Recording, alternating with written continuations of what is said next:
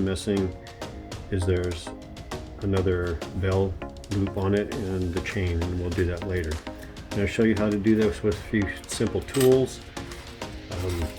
You can make the loop out of any metal that you like.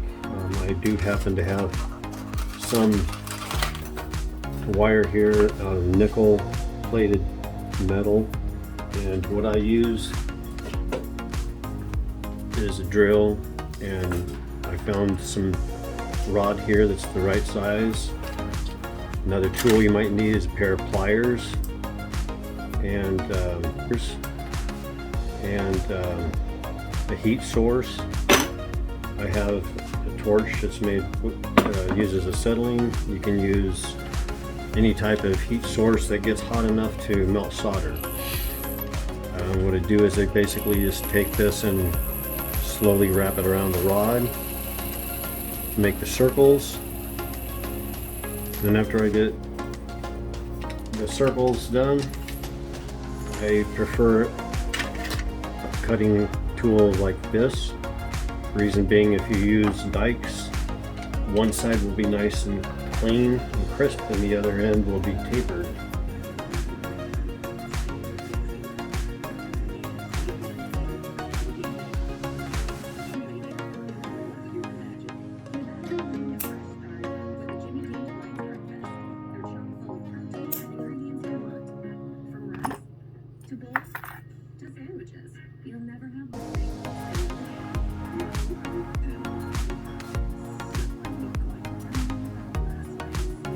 To meet,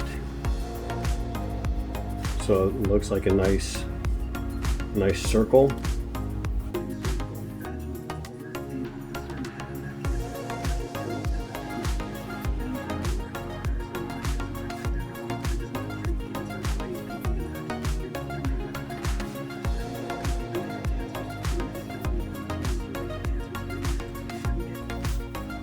Then you take your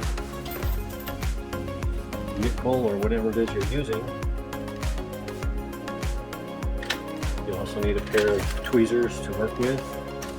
I have several different types depending on how close you feel comfortable getting to your piece of work.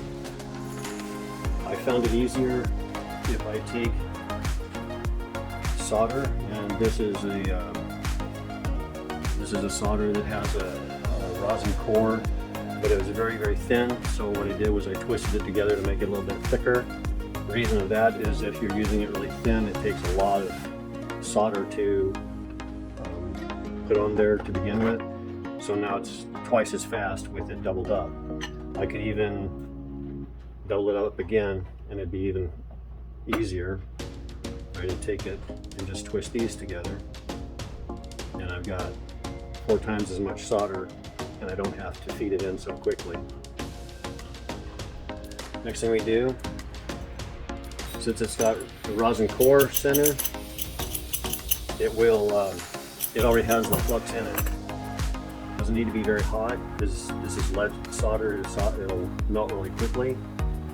Just get in there and put on a little blob like that. Let it cool. Then another thing that you will need, I have a large bottle of it. You can find smaller bottles. It's just a flux. So the next step would be to put this where you want it. And I don't know if you know anything about artistry, but if you look at things upside down,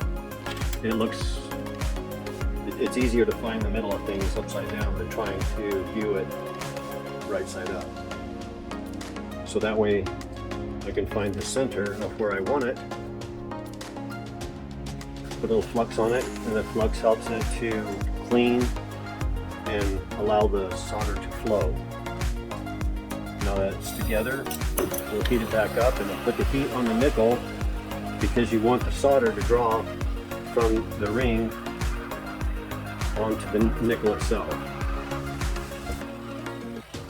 And as soon as you see it move to the middle, slide it over, let it cool. And then the last part of this will be to buff it, polish it.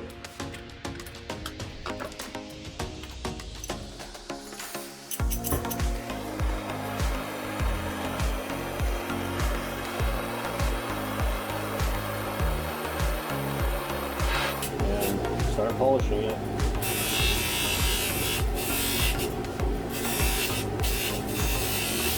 It gets quite hot, that's why I have the gloves. So you'll need a pair of gloves.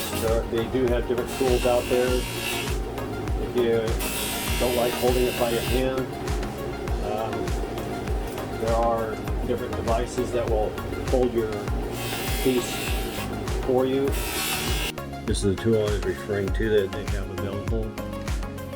Basically, with the item you want to polish on the one end, this tightens it. You do your buffing with it, and you can loosen this up, rotate it to get the other side. Okay, and then the last step, of course, will be you have to connect a loop and the chain together. Usually you want to make the loop out of something it's a little bit smaller.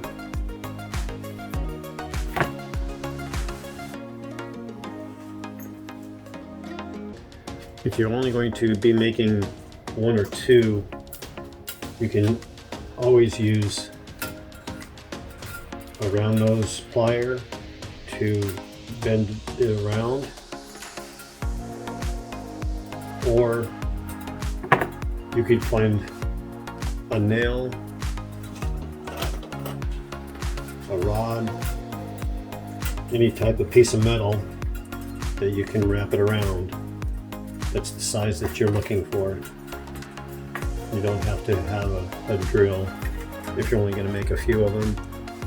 I do volume, so that's why I use a drill, so I can make a lot of them quickly.